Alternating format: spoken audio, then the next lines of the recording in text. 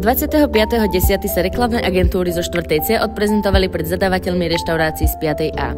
Ako prvá na rade bola TV Hama, školská televízia, ktorá bude dokumentovať celý priebeh praktických maturít. Následne im pustili rozhovory s reklamnými agentúrami, ktoré nájdete v popise videa. Nasledovala reklamná agentúra Glow, ktorí nám povedali niečo o svojej firme, následne predstavili svojich členov a ukázali niečo zo svojej práce.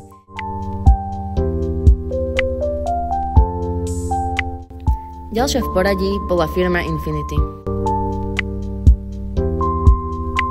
A nakoniec sa nám predstavila reklamná agentúra Venus.